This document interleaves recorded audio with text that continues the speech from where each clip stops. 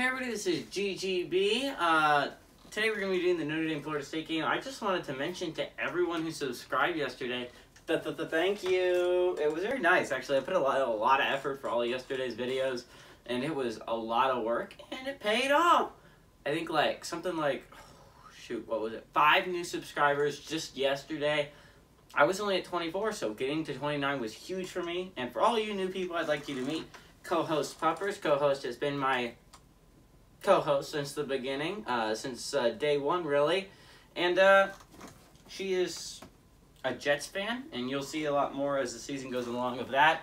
But at 6:30 Central Time, 7:30 Eastern Time for everyone who's a loser on the Eastern Coast, 6:30 Central, we got number 9 Notre Dame traveling to Florida State on ABC. Notre Dame's favored by 7 points in this game.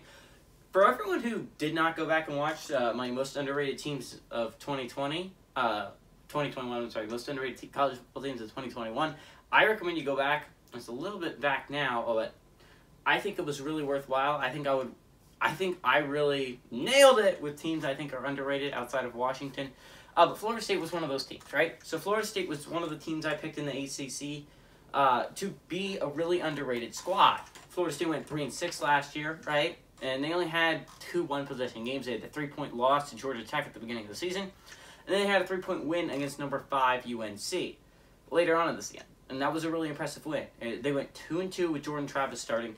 Why am I so excited about Florida State? And there's 2 reasons why I'm so absolutely hyped for Florida State this year. One guy's name is Mike Norvell. Mike Norvell has been one of my favorite up-and-coming head coaches in the entire college football landscape. I love Mike Norvell so much. I loved him at Memphis, and I love him now at Florida State. He's such an offensive mastermind. And then that leads into the other thing that I'm so excited about Florida State for, and that's the second reason. It's transfer quarterback Mike. No, I'm sorry. I was thinking his name was Mike Mackenzie Milton. I don't know how I got that name wrong, but Mackenzie Milton was my favorite quarterback in college football of all of them when he was playing for UCF. He was so much fun to watch week in, week out with the Knights. Now, unfortunately for him, he had that horrible leg injury, and that really hurt me as a UCF fan.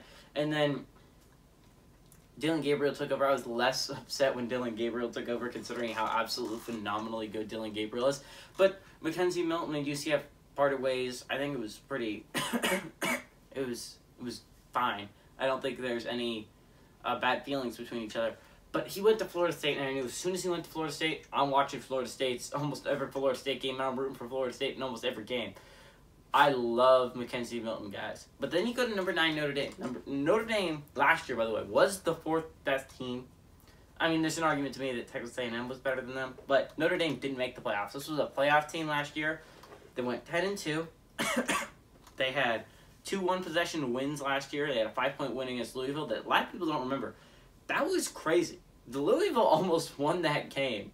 And, talk about wins, games that could have changed the entire college football landscape from last year. There's 2, in my opinion, the Vanderbilt-Texas A&M game and this Louisville-Notre Dame game, where if these upsets happen, the landscape for college football is absolutely insane. Because you're looking at, you got, probably Cincy. You probably put Cincy in that thing, and then you probably... It could have been crazy. It honestly could have been insane if that game had won, but unfortunately for us, it was not. They got 7-point double overtime win against Clemson. A lot of people remember that game. That was the game that DJU saw his second game playing. So that was pretty amazing. It was a great comeback by Ian Book. They were undefeated until the ACC Championship. They were undefeated in regular season play, and then a lot of people remember they lost in the ACC Championship. A lot of people were arguing, me included, I thought Texas A&M should have made the playoffs over Notre Dame. Just by the rules that we've already determined. When Wisconsin lost to Ohio State, they weren't allowed in. Why should Notre Dame be any different? I still don't understand it. I still don't think Notre Dame should have gotten in. I still think it should have been Texas A&M. I am mad about this. I'm not even a Texas A&M fan. I just want the rules to stay the same. But they change for different teams, and it makes me so upset. If this was any other team but Notre Dame would not have been in the playoffs. I mean, this was another team. The team's name was Wisconsin a couple years back. And they decided to let in a team that didn't even play in their championship game. Now, it did turn out that Alabama was really good that year. But going by that rule, Texas A&M should have made it. And I'm absolutely irate about this. Like, Notre Dame should not have made the playoffs last year. I am pretty sure about that. Then they proved me right when they got absolutely crushed by Alabama. Now, to be fair, not many teams could even put up a fight against Alabama. They only had one possession game last year. But still. Now, the thing about Notre Dame that I find really interesting, they lost Ian Book. Ian Book was their star player last year. Like, he was the reason why they won all those games last year. There's a reason why he was a 4th round pick, I think. I think he was 4th round. Like, I'm a Saints fan. I'm pretty sure he's a 4th round pick. Now they got the new starting quarterback, who was a transfer from Wisconsin in Jack Cohn. See, the thing is, I'm never sold on getting a transfer quarterback from Wisconsin. Ugh.